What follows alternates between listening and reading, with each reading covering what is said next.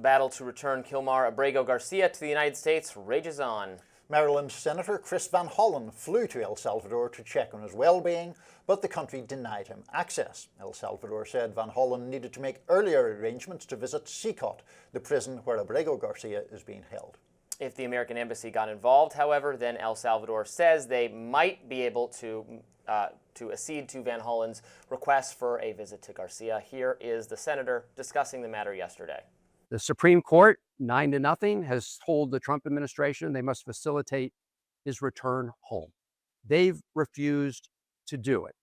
So I called upon the government of El Salvador to do it unless they can provide evidence that he's been involved in MS-13.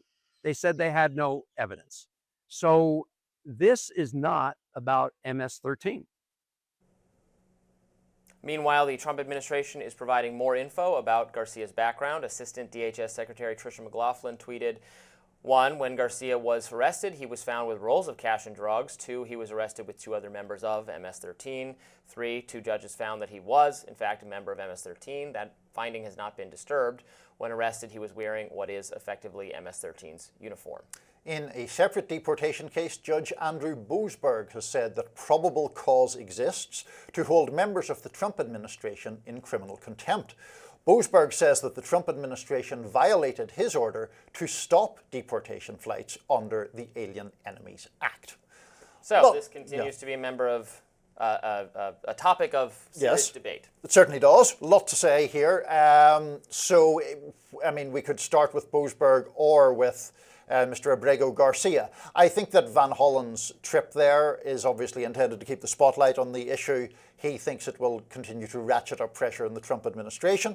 The Trump administration is not backing away from a fight on this topic because they make the allegations that we heard there from Tricia McLaughlin.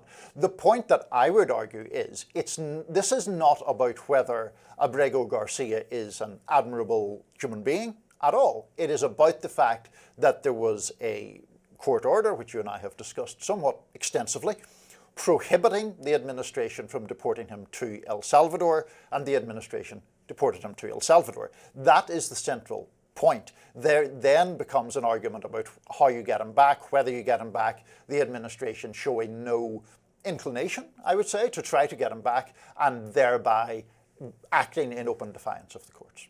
Yeah, I mean, I think the discussion of his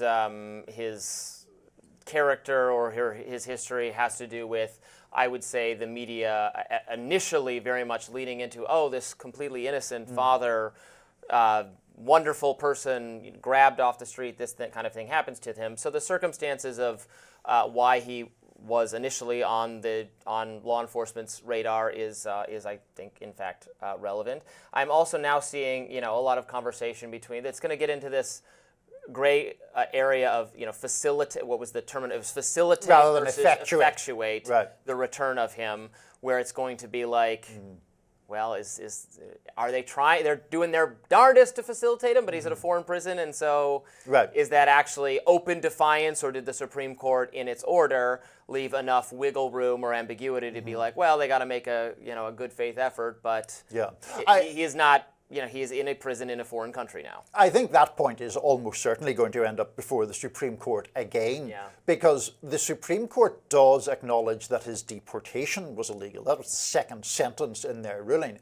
And it doesn't say that you can't use the word effectuate. It said that you have to frame that or clarify that with due deference to a president's capacity to conduct foreign policy. So I think the high likelihood is it goes back there again. I don't buy for a second the Trump administration's argument that Supreme Court ruling was a victory for them. It was not a victory for them in terms of the fundamental underlying issue. I don't either, but it might need further Supreme Court scrutiny because, they can say, the Trump administration can say this is contrary to our foreign policy interests to go above and beyond what we've already done to try to get him back. What I increasingly hear conservatives defaulting to on this issue is that, look, this is an El Salvadoran man. He is a citizen of El Salvador. He's subject to the laws of El Salvador. He is now back in El Salvador. Yes, he should not. It is. I don't know how many of them will even concede this, but he was incorrectly sent to El Salvador. The Trump administration has said that, or they at least said that initially, conceded that, contrary to that judge's ruling. But that's the middle. He is now in the place where he should be as a citizen of El Salvador. So what can we do?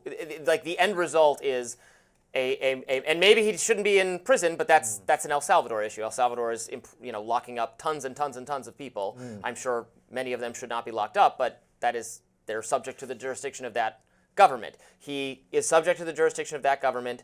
He is back in his home country, and what they're doing might be wrong, but that is on them, not the government of the United States, is the argument conservatives are making at this point. I understand that's the argument, but the point is the reason he is there in the first place is because a president of the United States has acted in contravention of a finding of American courts.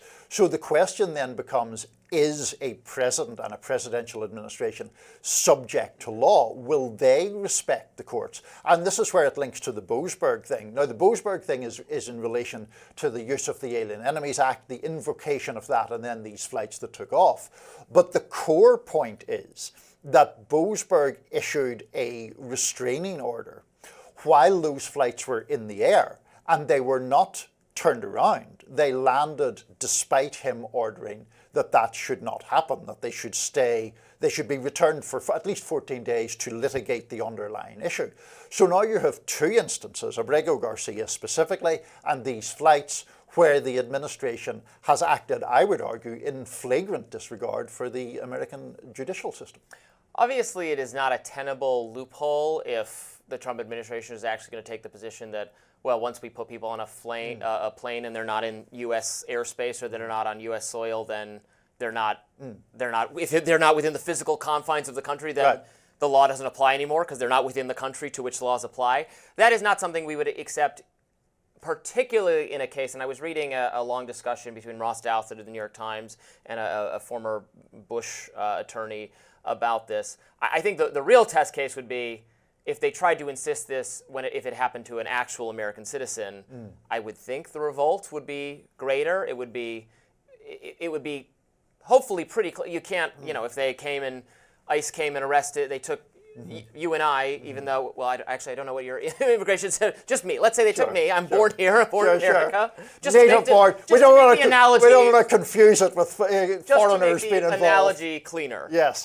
They took me and they deported me to El Salvador, and because they got the wrong Robby or something, and they said, well, we can't do anything about it now. I can see them making that argument if it's an actual El Salvadoran national, but if they get a citizen, they can't just say, well, they're not in the country anymore. We don't have to follow the law. Well, I think that I would think you're going further than that, saying they shouldn't do it even in the case of the illegal immigrant. Right, because they are still. I'm saying there might be a distinction there, but importantly, they don't seem to be drawing a distinction. What they seem to be saying is, once you're not in the country, you're not subject to our jurisdiction. Right. Which I think people on the right would like to hear, or who are being more independent minded about this would like to hear. Once you're in the country, if you're not an American, maybe you're not subject to the jurisdiction. Right. I mean, I would go further because the point about immigrants, legal or otherwise, is if a U.S. court has rendered a verdict, that verdict still has to be respected by a presidential administration and by everybody else. But in relation to what the parallel you just put out, I think that is the danger, that the Trump administration's behavior in this and the arguments it's making in court is in fact kicking the door open to the scenario that you're talking about for citizens. Up next is Elon Musk trying to create a legion of Musk children with a bunch of female ex-influencers. We will discuss. Stay tuned.